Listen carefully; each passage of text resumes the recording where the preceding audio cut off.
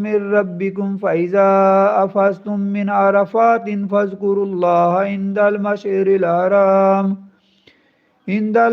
الحرام واذكروه كما هداكم وإن كنتم من قبله لمن الضالين ثم أفيزوا من حيث أفاز الناس واستغفروا الله إن الله غفور رحيم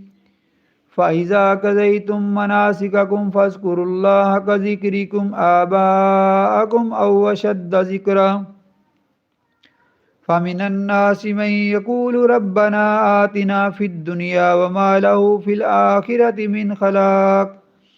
ومنهم من يقول ربنا آتنا في الدنيا حسنة وفي الآخرة حسنة وقنا عذاب النار أولئك لهم نصيب مما كسبوا